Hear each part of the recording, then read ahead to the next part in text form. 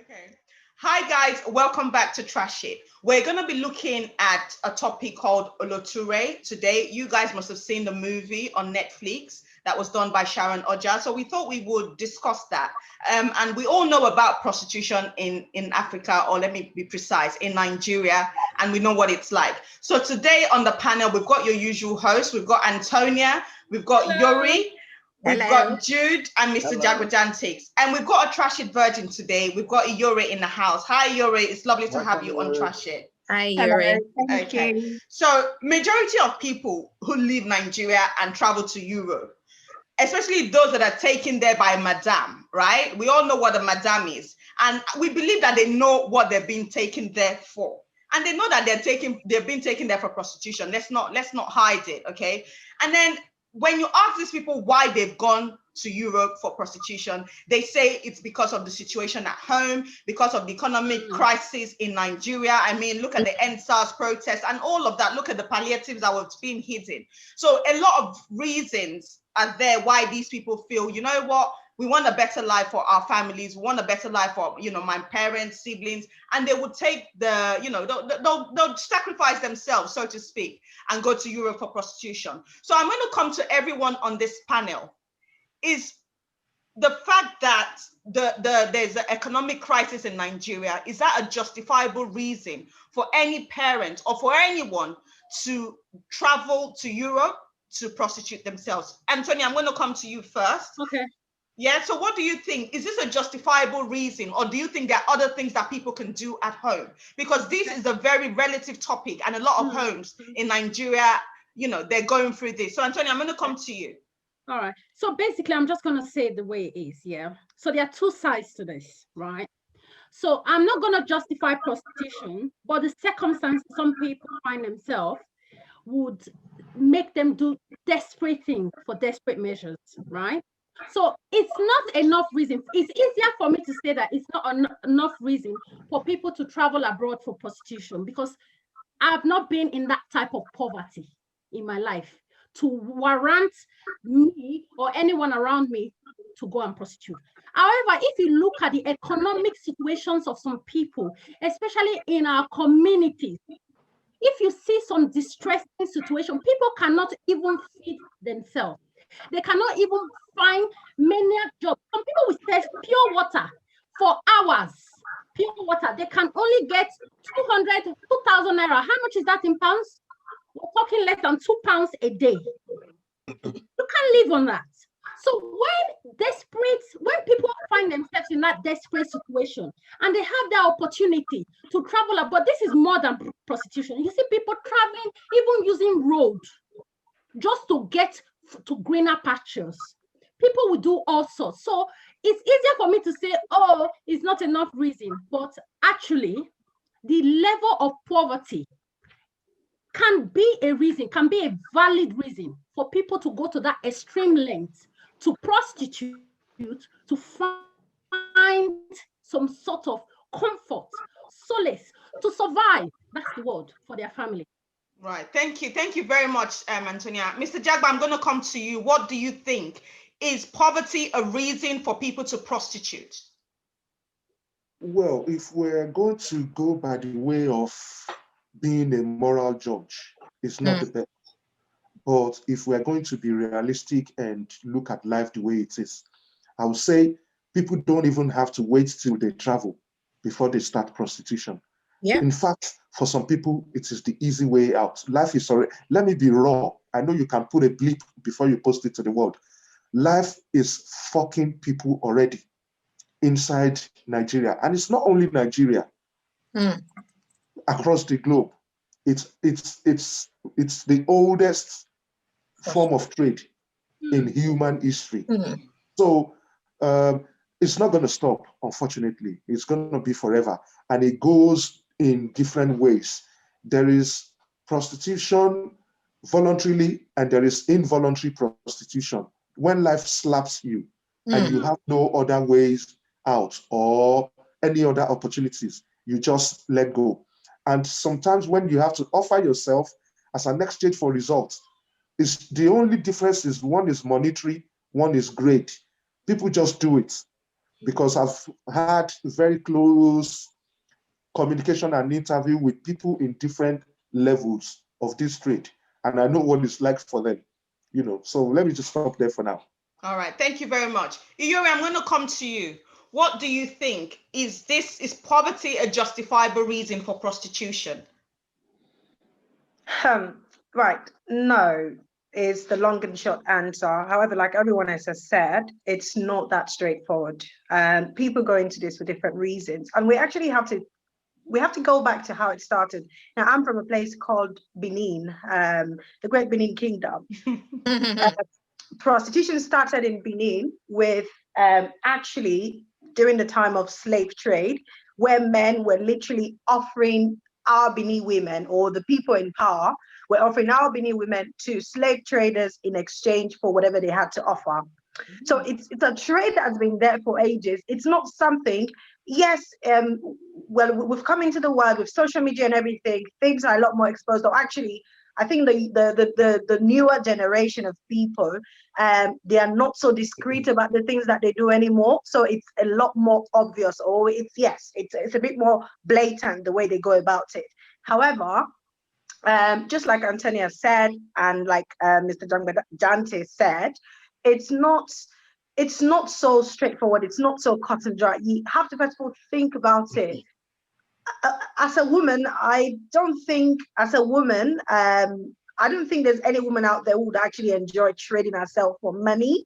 And if you look at the background of some of these people, especially in those rural parts, if you see how people live, it's almost like, well, I can't actually judge you for that choice, because I can see where you're coming from. I can see where you think, well, okay, if it's just that, well, then I'm willing to do it. Or, you know, those women rationalizing those decisions to themselves. Would I do it? Absolutely not. I wouldn't. Is that someone out there who thinks is the best way for them to go about life? Well, I wouldn't judge them, but I hope that with the economic situation back home, and this actually happens in America as well. It doesn't happen just in Nigeria. A little bit, it happens here in the UK as well. It's just that, okay, it's on another level. But thinking about the situation back home, I actually hope that things will improve economically, so that people don't see that as women don't see that as the only way to survive, or as the only means of survival back home. So I think the focus really should be more on what can be done. What other options can be made available to these people, so they don't think, well, this is the only way I can survive. I have to trade my body for money, or I have to trade it for something else. So yeah, that's my opinion on it. Would I do it? No. Do I judge those who do it? Absolutely not. It's their life choices. So yeah. Okay, thank you very much. I mean, I know we're all abroad, thank God for that, right? And we find ourselves in a situation where we don't need to, okay. I use that word very loosely, because people in this abroad are still prostituting, right? And people have rich parents. So sometimes prostitution is not just about poverty. People with rich parents still do prostitution. And Iyori, you made a point just now, and you said you don't think any woman would just be there and want to prostitute themselves for money. Some people do it. They don't even need the money. They just do it because, maybe, I don't know if it's a mental health problem, but they just do it because, number one, maybe they want to be defiant upon their parents. Maybe their parents are pastors, and the parents have always told them what to do. And they're like, you know what, I'm going to do something to really piss you off, and for you to know that I own my body. For example, what's this guy's name? I can't remember his name. This Nollywood actor. His daughter is a prostitute. She's not a prostitute, but she's a porn star. Right now, I'm very sure that this girl don't lack for nothing, right? But that's what she's chosen to do. I'll find out his name before the end. Is it Hollywood? Lauren Fishburne. Yeah, Lauren Fishburne. Yeah, Lauren Fishburne's daughter. And she obviously gets paid, but I'm sure she doesn't really need the money, because I'm sure her father can provide for her. Anyway, Jude, I'm going to come to you. What do you think? Is poverty a justifiable reason for prostitution? Anyway, it's straightforward. You say if it's a justifiable reason, it's not. Nothing is justifiable for prostitution or for becoming a criminal on the streets. But prostitution, as Iyori rightly pointed out, and Mr. Jagojantes, is as old as man itself. Is as old as God. It's been there. Jesus had encounters with prostitution as well. I think it was Mary Magdalene or something. So it's as old as it's the oldest trade. But if we bring it down to the Nigerian perspective, we're looking at power play. I don't think Europe said that for a woman, I won't do it. I don't think it's just for the woman to decide with the way it happens in Nigeria. There's power structure there. Poverty is not merely the reason, it's a power play for women in Nigeria. Because we look at the system in Nigeria, we have the boys today. People don't correlate all of this since I do see a link with all of them. You have so many boys in Edo State. Let me use Edo State. They were sent to university. That's why we have so many graduates who don't even know how to read or write their names. So many boys graduates from homes in Edo State. Where are the sisters? Where are their daughters? They were sent out for prostitution. Why weren't the boys sent out? So it's power structure. Is the societal construct for the role of a woman, giving the woman that role from as young as 6 to say you're caring. You have a caring role. By the time the woman reaches the ages of 12, they're already ascribing another role to her, preparing her for marriage. They don't do this to the boy. They just tell the boy to go out and sow their white oat, so to speak. You know, so it's about that power play. It's not merely about poverty. Because if it was poverty, why don't send everybody to go into the farm to go farm or do something? But it is about the one that they can. Excuse me, I'm hearing some feedback from the back. I'm so sorry. I don't know where it's coming from. Yeah, it's fine. Go on. Okay, so yeah, so it's about that. I don't see them sending their male child out for prostitution. Maybe with the advent of Bobrisky now, maybe families will be sending their boys out. But for the girl child, it is power play. It is the societal construct for woman that, okay, the woman plies this trade, the man go buy something from her. So if they flip it on the head like Bobrisky is doing, maybe in a couple of years it will change. So it's not a justifiable reason. But having said that, it is so bad, it is so endemic, and it's just the way our society in Nigeria is currently structured against the woman. Everything is at the disadvantage of the woman. You prepare her for this, prepare her for that. Then you just rob her of her destiny, our life forever, and say, you go do this. And power play for the so-called madams as well. They're not in for the benefit of the person they're taking away. They don't care about your welfare or your health. They care about what they're going to make out of it. So everybody's getting out of it except this person involved. The madam is getting, the people who trafficked you are getting, your family and the boys in the house they're getting. They're going to school. And you wonder why the society is so messed up and these boys get married and they do the same thing to their wives and their daughters. So I don't think poverty is a justifiable reason. I think it's just the power structure in our society which places that burden on the woman. In this part of the world where we are, women see it as defiance, as Celia, you rightly mentioned. Sometimes they see it as, I'm trying to be in my own lane. I can do whatever I want to do with my body. That, again, is societal construct, the so-called feminism. It says a woman's body, she can do it the way she wants. So I don't argue with that. I don't have right over any woman's body, not even my daughter's. But I'm saying, in this part of the world, it becomes defiance. But prostitution is prostitution. Whether poverty caused it or you being defiant to society, prostitution is prostitution. And it's unfortunate, it's the role that the society has subscribed to the woman. Bobrisky is changing that now anyway, so that's great. Thank you very much, Jude. Yori, let me come to you before we move to another area of this. What do you think? Is it justifiable? Is poverty enough reason? It's not justifiable, but I would see where anyone that chooses to go down that route, why they will. If we narrow things back, I think we're talking about Nigeria the most in this conversation. There are no jobs back home. And people will say, well, there are no jobs, people are making it. But what's the ratio of the people actually making it? And if we look at an average person that has been unfortunately prostituted or trafficked out of the country for situations like this, look at their background. I wouldn't say I was fortunate, but I came across a young lady that lived this kind of situation in my line of work. And I asked her, I said, was there nothing else you could do? And she said, I did everything in the world. I went to be a house help. My madam's husband was trying to rape me. Their son was trying to rape me. So I thought about it. I was like, okay, if people are going to rape me, I might as well just go do it for money. And when you listen to her and you think, well, I might not be able to, the courage to do it. I don't have it. There's red light district everywhere. So it's not something new. So I wouldn't say the next job to do, but if that's the only option that you have, and she has so many people, like Jude said, so many younger ones to send to school, the growth of her family rested perfectly on her shoulder.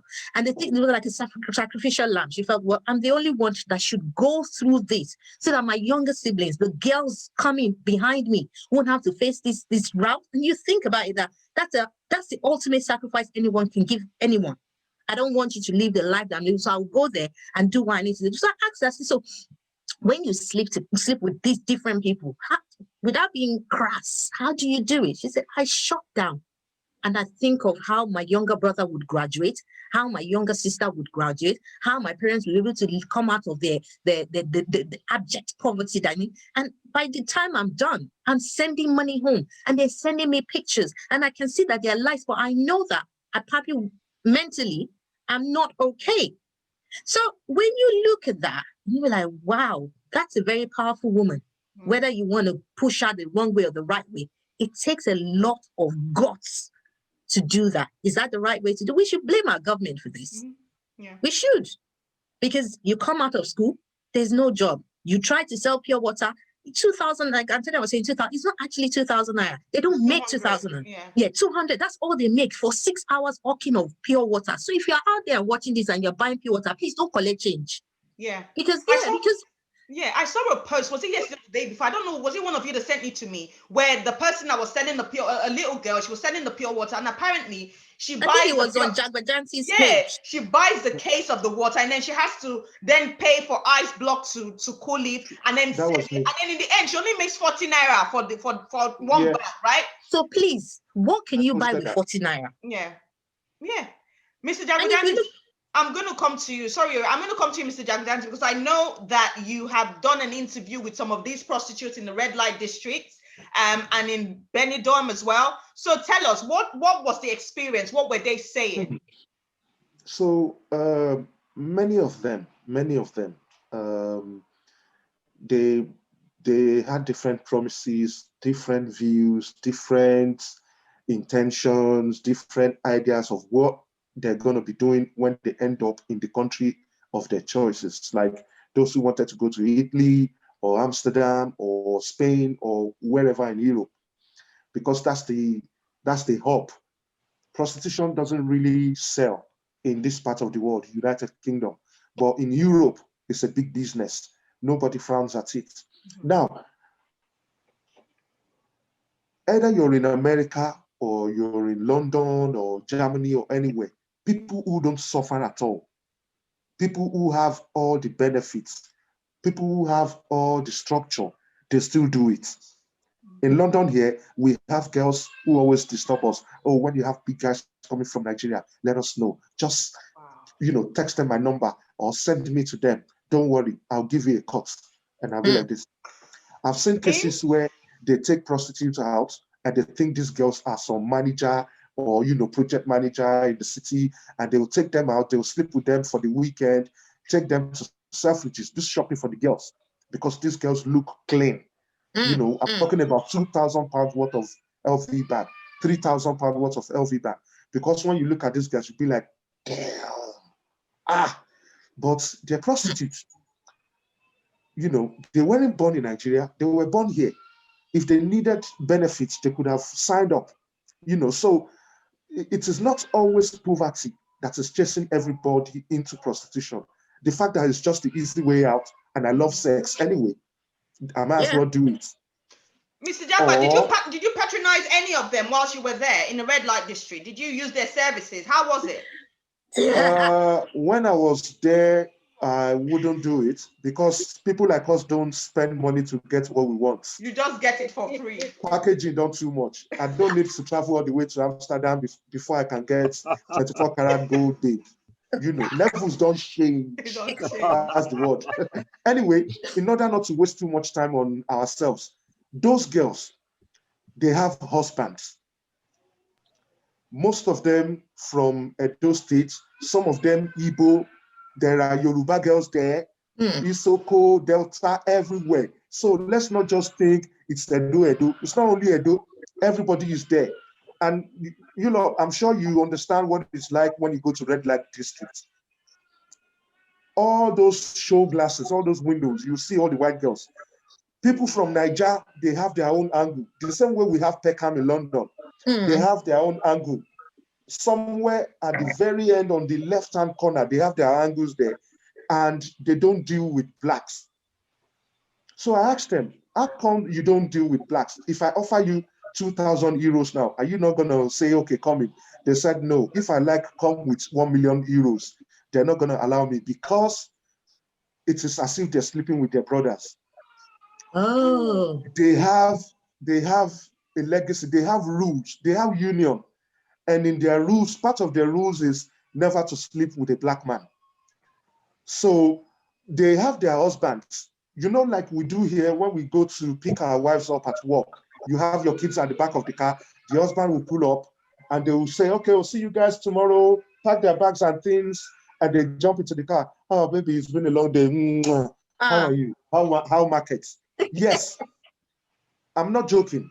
I'm not joking. This is the way it is. They have husbands. Okay, in Benidorm, they literally told me that, see, as we're talking to you now, you see that club out there, there's a club there, my husband is the chef. Another one is saying, oh, there's a club down there, my husband works with them as a security. You know, these husbands, some of them, they still sell all these small things on the side, like weed, like drugs. You know, when you enter a club, you meet something on the side, you tip the security man, they know you are their customer. They will just do like this and give you the thing. You know, so those guys, they are the ones dating the girls. And when those girls told us that they don't deal with black people, no matter how much you give us, it is our policy. It's like we're sleeping with our brothers. You know, we have husbands, we go home after work.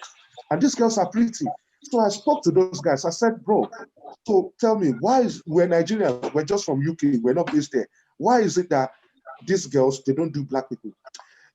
And they were like, oh, you don't try. No matter how you do, they're not going to do. Because it be like say that they sleep with our friends. You know, you don't come here now, see us they talk. I go be, if I say you don't fuck my girl, we did that junction. So as it is, they deal with white guys only. They don't sleep with black people. Wow. And they have a union.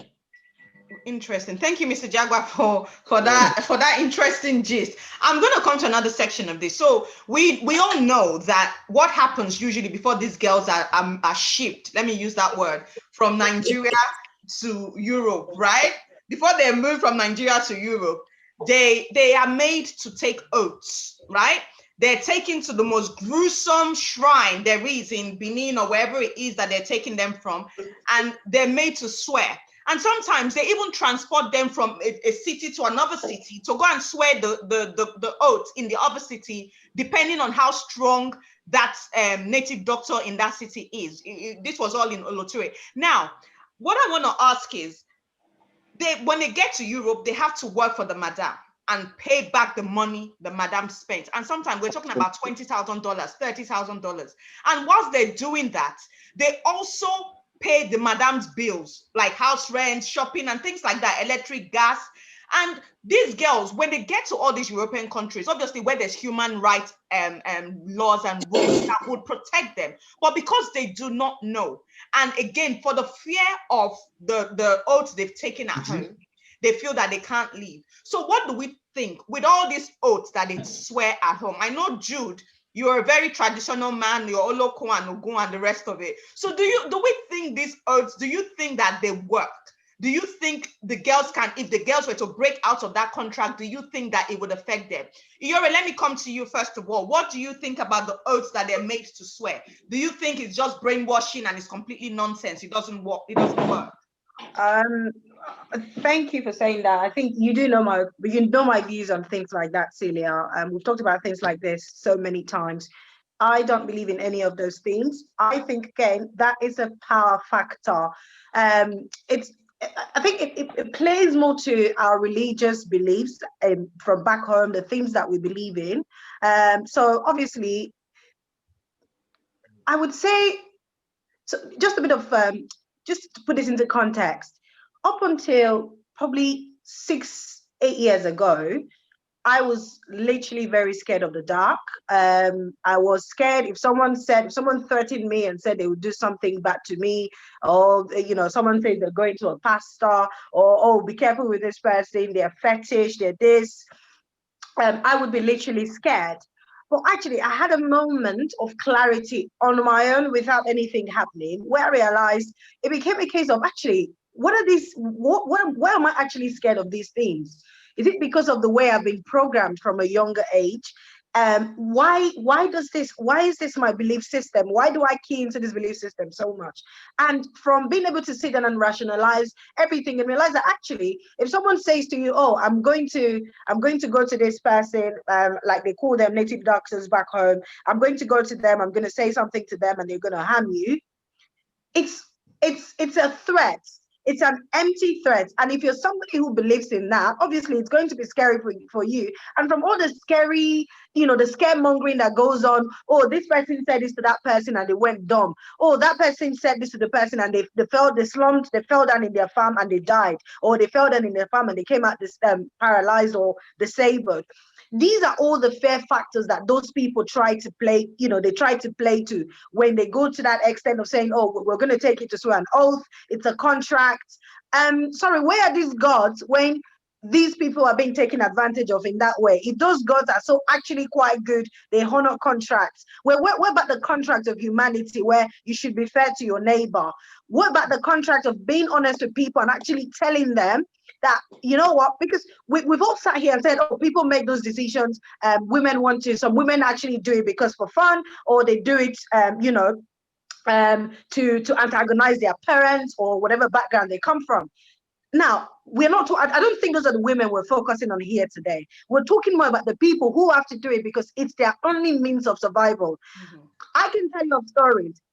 Growing up in Nigeria, I lived with my aunt for a few years, and unfortunately, she was in that line of business. So she literally had people scattered all over Europe, and her main job was to actually fetch young girls, pretty looking young girls, skinny girls, fair-skinned young girls. Her main job was to find them around and actually tell them, oh, start learning how to sew. Start learning how to make hair. I have somebody who wants to take you abroad and they want you to come there and strictly make people's hair. Or they want you to come there and strictly make African, attires for people there.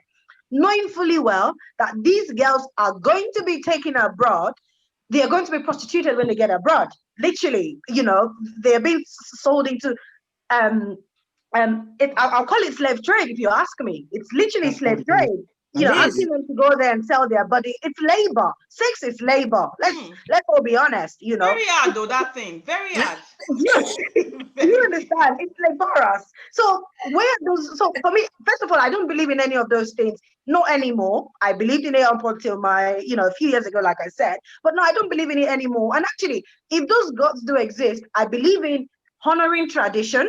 Like knowing that there were things that were here before we came. There were processes and procedures that were being followed before we came. But the way I would like to think about God, I'm a believer in God as in God Almighty. I like to think about him as someone who is fair and just. Mm-hmm. So he's fair. If I treat you badly, he will, I will meet my comeuppance. And if you treat me badly, it will be the same. I would like to think that those deities that we talk about, Oloku or Ogun, this one, what if this and that? I would like to think that they are the exact same as well. They used to be like that too, but these days, they are not like that. Like you know them from before. Yes, I'm telling you. But the whole point I'm trying to make is, I don't believe in them. And if they were actually potent and they were actually powerful, I would like to think that they're not human. Like, let's even make them up into something. They're not human. I would like to think that they would think or reason a bit more into things than just say, oh yeah, you've broken the contract, you're going to run mad. So many people run mad. Like, I can remember one vividly. I went to Nigeria a few years ago. I saw the lady. She was roaming stark naked, mad. And the story was that, she didn't pay the madam that took her abroad. She came, but the woman, she reported the woman to the police. She came back home and she's been back home. She's run mad. Yuri said something earlier. She mentioned about that young girl who thought the only way to liberate her family from poverty was to actually sell her body. She knew that came with a huge mental health burden, but she chose to do it. Now, how do you think it makes these women feel, knowing that the only way to survive, the only life they're subjected to, is letting different men into their bodies for money? These things have mental, it has, you know, it has its consequences. So when mental health problems hit, everyone goes, aha, it's the juju they went to swear. They've broken the contract. They've done this. That's what. No, it's the huge mental pressure. They snap. They're humans. It literally gets to the point where they snap. So I think, as an individual, I try as much as possible. Anyone who around me knows that by now. Don't come to me and say, oh, I had a bad dream. My uncle was chasing me.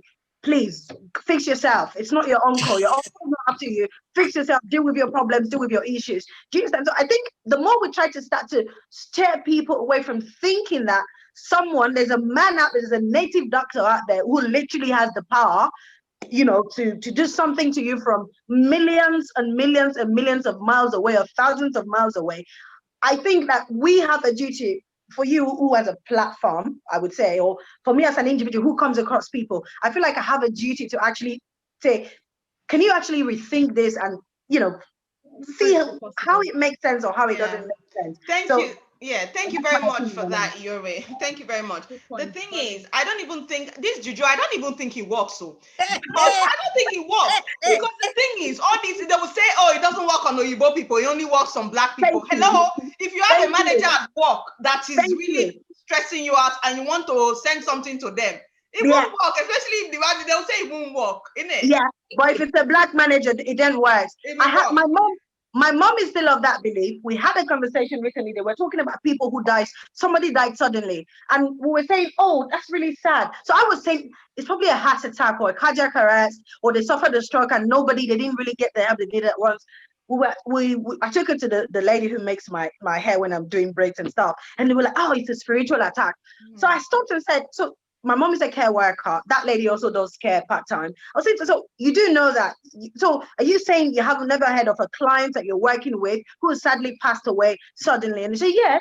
Okay, so who killed that person then? Is it the person's uncle? Was that a spiritual attack? Or was it God attacking that person in that instance then? And we're like, yeah, these are Igbo people. Forget where we come from. We're like, no, you can't apply one logic to one group of people and apply it different. It doesn't make sense. It doesn't. I'm going to go to Antonia real quick. Antonia, do you think this Ogun, Isango, Ayelala, and the rest, do you think it works, or it's just nonsense?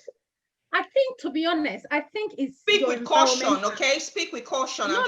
Seriously, no. I personally do not believe in it, but I think, as you rightly said, it's about your environment and your belief and your mindset. When you grow up believing these things are true, you have no choice. And because of all these stories that we hear, oh, this person died because of that person. This person died because of that person. Trust me, you start thinking, oh, is it possible? Oh, it might happen to me. Oh, I need to abide. And you see all these shrines that they go to. Hey, if you see the setting, you yourself, you like, the fear that will grip you, first of all, is all set up, it's all stage managed to make you fear, to the extent that you will be so scared that when you're almost sleeping, maybe you will see flashes of the setting because it's so gruesome. I've not seen, I used to pass that Ayelala one in Benin. Sometimes when they gather, when you see some of the dressings that they wear, you know, so it's your mindset. I don't believe in it. I don't think it's possible, but these girls are very vulnerable. They are very vulnerable. They've been put in that situation where, you know, like everyone rightly said, it's psychological, it's mental, you know, and when they get to that breaking point, when they can't, they themselves now become the story that puts the fear in other people's coming. So it's just a vicious cycle. And as Yuri rightly said, it's about us taking it upon ourselves to educate, especially the young ones. There is nothing. I mean, it's easier to say, well, brother, say, after, you know, they're there, what they do, you know? But actually, if you're being set up to come to, some of them, most of them don't even know. They are prostitution by proxy. They don't even know. They say, oh, you're coming to be house help, you're coming to be this. But when they come, there's another thing. You know, and they find this. And some of them cry for help. Some of them just get, it's like the movie. You just find yourself. And you just, you know what, I've given up. maybe I should just let it happen. Some of them have been raped to the extent that that is what they know. Some of them don't even do it for money, you know. Especially some of them here, you see some of the girls, they just give it. But if you go back, you find out that psychologically they've been tortured growing up. They've probably been raped by a number of people, and they just see it as a norm, as a way to let that event go through. So, I mean, we have a lot of responsibility. It's a lot. Thank you very much, Antonia. Jude, let me come to you. I know you're a very strong believer in Olokun and Ogun, and you like the soup and all those things. So what do you think? Do you think it's now wash, or may not be wash? I'm not a strong believer, as in I think they've got Well, you like the food. That's what I just like the food. Growing up, man, I used to go when the Muslims do their Ilaya, I was there eating nice ram. When Babalawo was doing his thing, I was there. If there was roasting monkey, I did there. If the churches were doing harvest, I was there. You did I was there. just a curious person. You know, I would patrol everywhere. I like Olokun food. I like Ogun food. I continuously still like it. Especially the Egusi, the one they cook with the guinea fowl and stuff. I love those foods. They're sweet. They are our traditional food. But those things are very, very not powerful. Look, they get a strong hold of you, as Yore and I think stated. I remember one time, I don't know what happened, but I did slap a native daughter. Yeah. and it placed a curse on me. I said, go sleep with your curse. You know, a couple of years back, when I was having some, that's why you see when you have your own difficulties, don't tell nobody, deal with your stuff. And I was talking to my own younger brother, and he referred me back to that time that some people came to tell them that what I did then was probably why my life is where it is. Wow. And I really laughed at them. I said, I'm still better than the guy anyway. I was going to say, you're doing well. They said the guy is dead now. I should go give something to his son. I said, we're not going to wait, tire. This is my own kind of mindset. Having said that, growing up as a young man, you know, enter the whole courtesan thing. You know, boys were getting going. I left Nigeria just about the time when they started using guns. Our time, you use hand, or you use knives and cutlasses and all of that. So it was getting really bad. They were beheading boys, and to protect ourselves, we said, let's go do some markings. We went to the deep forest. Yeah, went into forest of some village, I don't know. They did all of us markings. They tried everything. Thank goodness that man didn't have the so-called powder in his gun to test it on us. That's why he let us go. He said, when you get home, test it yourself. We go home excited. We test one of our friends. He spilled blood. The rest of us took off. That's how bad it was. So I would have lost my life. This is real. We test our guy with bottle. The thing enter, come out. We ran. I said, oh my God, it's all fake. All that money just go. So these people, they're not real. But they got a hold on you, on people, like the same hold that the pastors have got. It's all psychological. None of them have power. The power is here. Well, that is the way, that's by its side. This issue we're discussing here is about the linking of the poverty and prostitution from our girls back home. We've mentioned about different types here. Most people are doing it out of choices, so they're able to be resilient in it and sold out everything. Our guests, it wasn't their choice. That's what I'm trying to point out. It was placed on them. It was never the girl child choice in Nigeria to say, even that girl that Yori met, she's just twisting the story. It was never a choice to say, I want to put my family on my back. No, the family put that burden on her. This is what we do to the girl child back home. Look, I'm not lying. I'm a beneficiary of this. 1 in 2 homes, if we have 1 in 2 homes in those states, this is what they benefited from. 1 in 2 homes in those states, they can quote me anywhere, benefited from this thing by sending their girl child into this thing. Sometimes they really did not know what was going to happen, because sometimes they're your relatives, they will come and say, oh, she can't help me, they wash this, do that, carry my children. Some of them left because they thought they were going to do babysitting. I have a cousin who actually went thinking she was going to do babysitting. This is my cousin, one of the most beautiful girls growing up that time. You know, when you look at your cousin, you're like, wow, auntie fine, went to school, they put her out of university, said she should come and help her sister back home. Yes, poverty was part of that decision, because the mom said, look, we need food. Go help your sister, your relative there. She got there. From there, that was when her trouble started, because it was Holland. They wanted her to go do that. And she, being the stubborn and bright person, fought against it. Guess what? They kicked her out into the street. They took a passport away from her. So most of them don't know, but it was never the choices of these girls in Nigeria. It was never their choice. It was placed on them by the family. It's just that structure. That's what I was trying to say. They never placed that burden on the boys.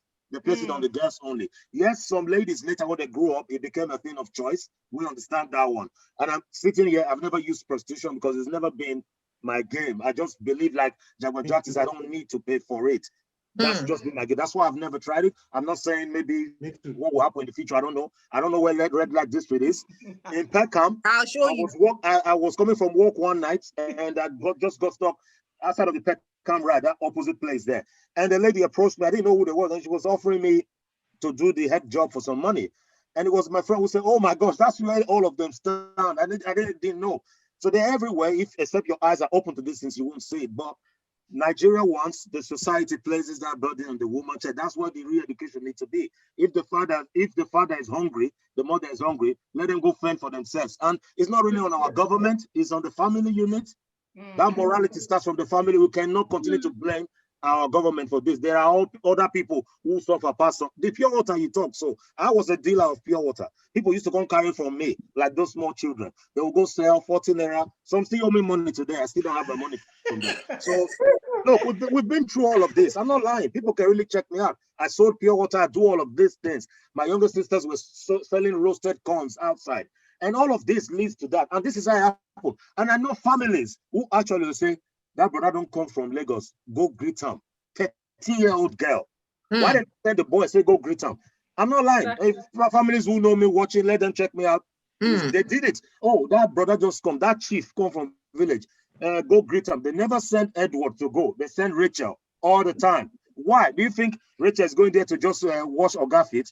No, they're setting up the girl for sexual abuse. And it was all rape, sexual abuse and all. This is constant in Edo State. I don't want to talk about other states because this is where I'm come from. All of the upper Sakboba area, which we call one of the most dangerous areas to ever go today. Why is it so? It's because of this. If I want to believe on curse, I will believe that the curse of these girls is what is destroying the whole of that community, because all of that place was complete bush. Every single building they erected in that place was built from the sweat of the Benin girl prostituting in Italy, in Holland, in Germany. That's how they built that community. All the boys were at home wearing all the fake Versace and fake Gucci their sisters brought for them, and they turned court boys. And today, that area is a no-go area, even in daytime.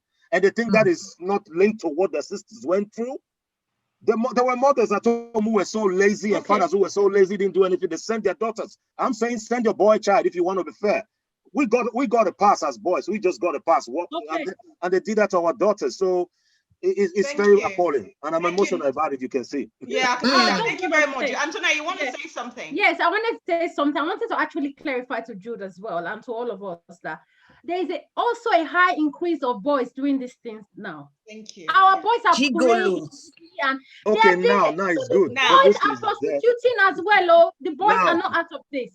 Now. So they are prostituting as well. So as much as the girls are, but there's a higher percentage of women doing it than boys. But the boys are there. Let's not take that up at the table as well. No, I don't think the families. I don't think the family will sit down and say, Edward, go prostitute. They don't do that. The boys are doing it now. Yeah. What they see on social media. They do it in Austria. Our boys do it here. Our boys doing it in Italy. I know friends who do it. But I'm saying the family will not sit at the table and say, we are sending Osawaru to Italy to prostitute. They'll say they are sending Rachel or Osaru. That's what they're doing. And everybody will agree for Osaru to go. While Osawaru sits down there and does nothing and wait for Play 5 pay station. You're very right. You're right, Jude and Antonia, you're right. Can I just say, when I was growing up, there's 8 of us. Out of the 8 of us, there's 2 boys and the rest of us were girls, right? And when I was growing up, right, I mean, I say it very freely. I'm not embarrassed. I'm not ashamed to say it. My cousins, especially the ones from my mother's side, right? Like almost all of them are in Italy, Austria, Germany, they're all there. And what were they doing? They were prostituting, right? And they didn't just go 5 years ago. They didn't just go 10 years ago. I'm saying they went like 15, 16, 17 years ago, 18. You know, when Europe was still using, is it Dutch mark they call it? Yes. Yeah?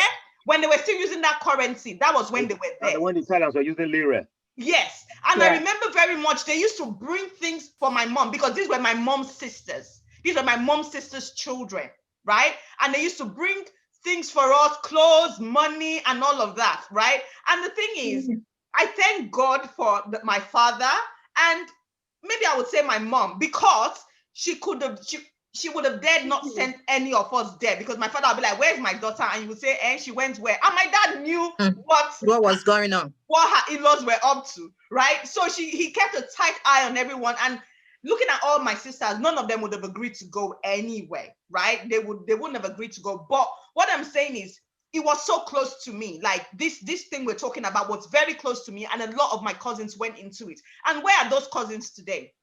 The good thing is, most of them did what they had to do for those amount of years. But now they're all married either to a white man or maybe a Nigerian man, or most of them are all married to white men. Okay. So now I have cousins, my cousins now have children, and they no longer do this sort of thing. They've come out of it, and they now have a family, right? But then the funny thing is, this thing is a vicious cycle, right? Because sometimes people that were trafficked, that went into prostitution, when they pay their madam the money and they come out of it, they too become madams themselves, right? They become madams themselves, and they start looking for people like Yore's auntie, right? To find a very fair, light-skinned girl to bring, to gather together. And once they have a certain number, like they had in Oloture, they ship them to whichever country it is. Yori, you were going to say something. Let me just go back to, I think you were asking something around beliefs and everything. Look, one thing we need to understand is, even in the Bible, it says, give unto Caesar what is Caesar's, give unto God what is God. I'm of the view that if your thinking is, if I do something that goes outside the contract I've signed, something will happen to me. And that's why these girls believe it hook, line, and sinker. If they don't just take them to babalawos and all the stuff, they take them to pastors as well. They're pastors that do this. They do? They are yes. No, I don't believe that. For real. I Celia, don't. You're mention one pastor that's done that. There's still don't shake table, No. See, let me tell you for something. No, it's a no. No, I'm serious.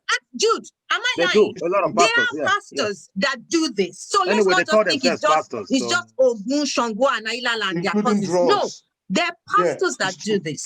Serious? Yeah, but obviously those pastors are not operating in There God. is a case. I'll tell you about. But they are, though. They are operating. They are meant to be operating under God's covering. But technically, no, it's not the God that you're. It's not the God that I.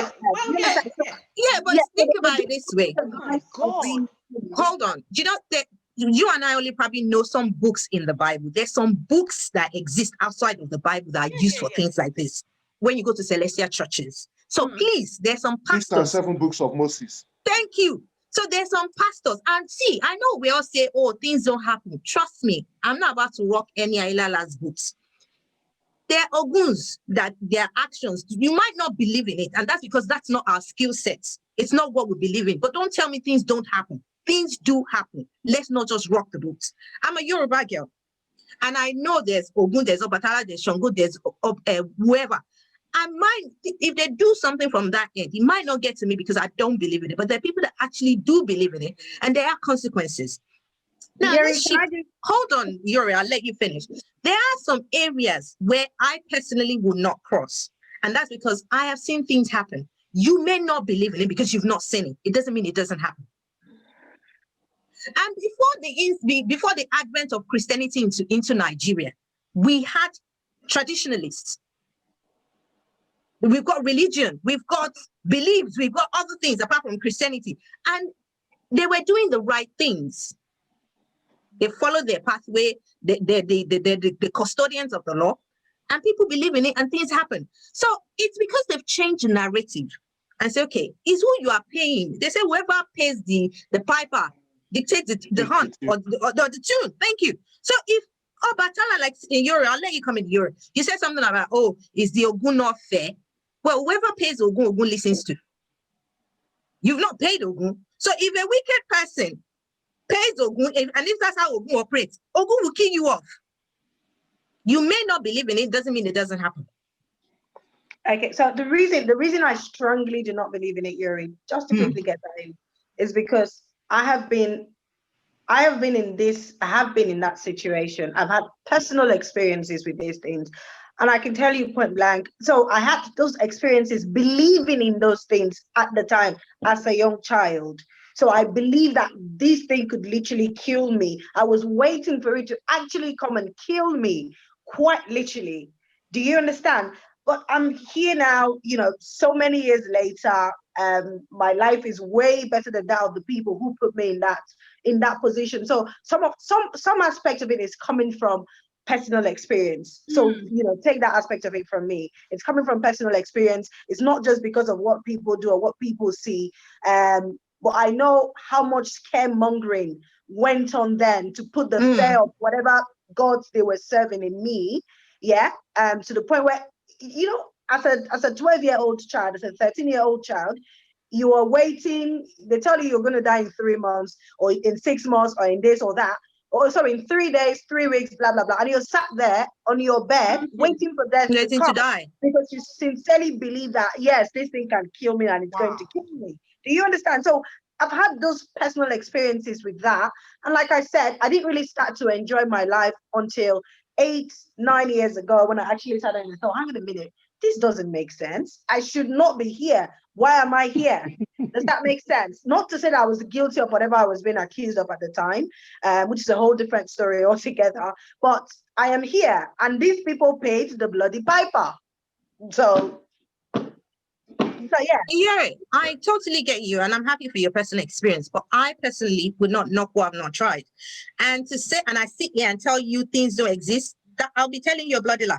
I don't subscribe to it. I don't know how it is, but trust me and believe.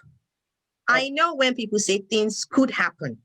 We've seen instances where things happen. It might not be your personal experience, but trust me, things do happen. So what about that one? Sorry, Mr. Jaguar, before you come in. So what about, I mean, maybe it depends on who you are and what your beliefs are. Because me, I've seen videos and I've heard stories of where, the man, when you put something in his wife, what's it, so that if any man should sleep with the wife, they will separate. Okay, so does that work? Anyway, Mr. Jaguar, let me come to you. Before I go on to the diabolical part of it, I will first go back to the girls, the preparation in Nigeria before they actually embark on their exodus to Europe to do prostitution. So in 1997, 98, my uncle's secretary, her name was Mata at the time, from Auchi, beautiful, tall lady, about 6'2" or so, taller than me, beautiful, fair in complexion. She had 2 younger sisters, equally beautiful girls. So for like 2 months, she was pondering and thinking and evaluating what it would be like. The family, they've put that pressure on her. They've told her who was ready or willing to help her to go to Europe and what she was going to do. So she knew she was going to go there to do prostitution. And she thought about it for 2 months.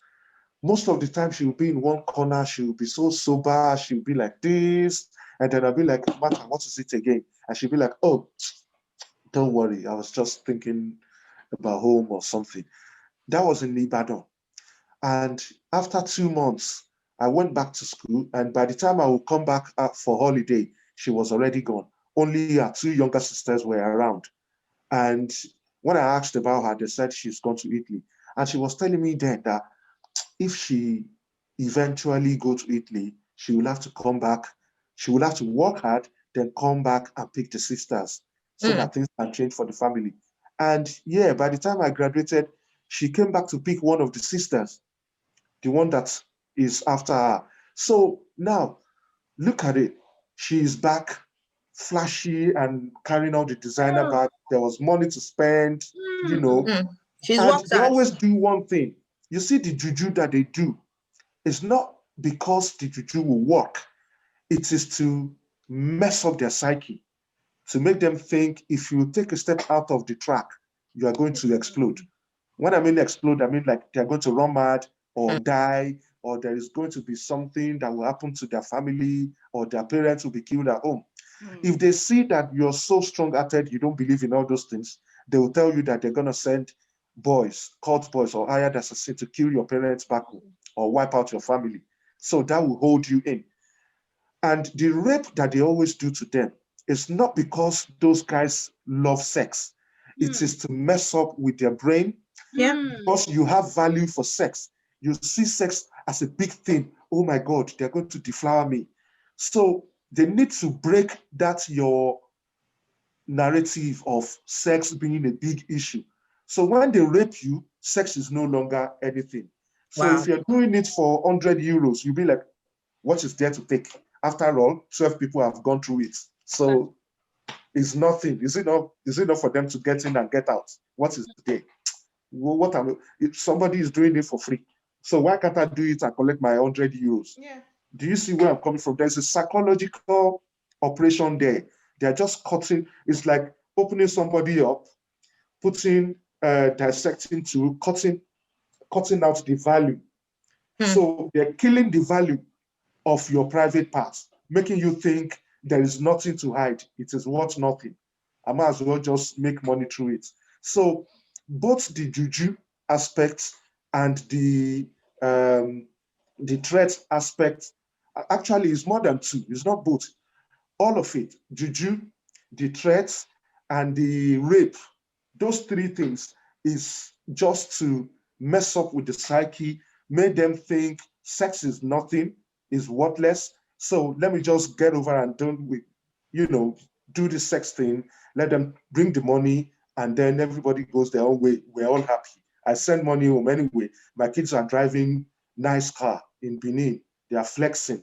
My sister is in final year. She will soon graduate. She will be a doctor. I am the sacrificial lamb. So what's sex? Sex is nothing. Please, where is my next customer? Boom. So that thing. And when they finish, sorry to be a bit longer, when they finish in Europe, should I use the word graduation? When they become independent. Yes, now, because sister is graduating at home, they are graduating in Italy. So when they get out of that thing and they complete paying back madam or whoever they're paying, they always have this psychological problem. They want to run away from Italy or Amsterdam or wherever they are. UK is where they come in London. They are plenty in London Yeah. and living a normal life. But when you look at the past, they were prostitutes in Italy, Amsterdam, Holland, Belgium, Spain, Mallorca. They're everywhere. So UK is where they come to and start a new life because psychologically they're dead over there. They can't function.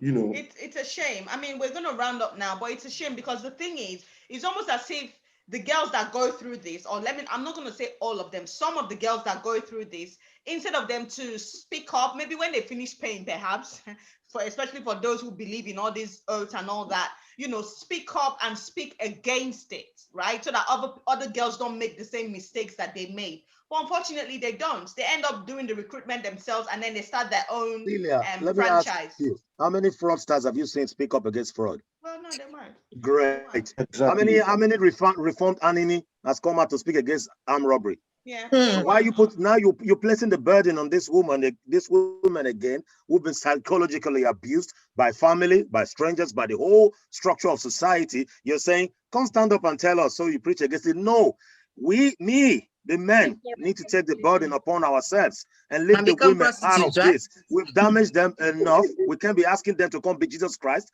Because look, fraudsters, things that I've done, I can't come and stand up and propagate against it. I can't. So we're asking a woman who's been doing this for like 10 years, and she's got nothing out of it except a bloody 4 flats somewhere, or some of them don't even have 4 flats. And on top of that, the Nigerian guys they marry or whoever they marry knew they were doing this, wearing all their fake Gucci belt and red shoes and red bottom shoes, and later they'll start cussing them at home. You prostitute, this. Father of their own, all the children they have together, they'll be cussing them in front. You're a prostitute, you are that one, and you forgot when you was buying all your fake Gucci belt with the money. The thing is, the psychological abuse is too much on them. Yeah. We cannot be asking them to come and defend it. Society should try and fight for them. Otherwise. Okay. I think the narrative is just changed. That's what the issue is. Now in the 21st century, all these all this Instagram model, everyone is doing it. You see some cats on Instagram. You be like, damn. And that's what they're doing. Anyway. Yeah, so talkie bottoms and all the stuff. So it's changing. It is. I think the thing is, this topic is so wild that it's so wide, sorry, that we have to look at a part 2 perhaps and you know, track and maybe find someone who's gone through this. I mean, I dare not ask my cousins, honestly, because I don't want to be You're already they're gonna see this video at some point. Well, they will, and honestly, you know, one of them now is a pastor. Well, she's not a pastor, but she's on Facebook always singing and praising God and all of that, you know.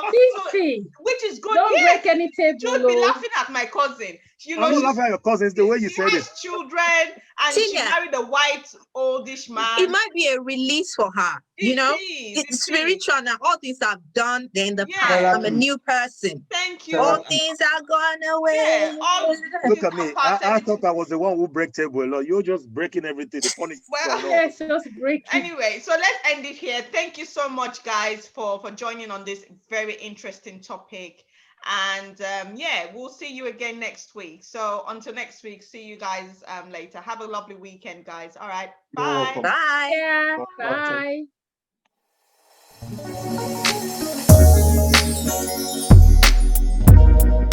Bye.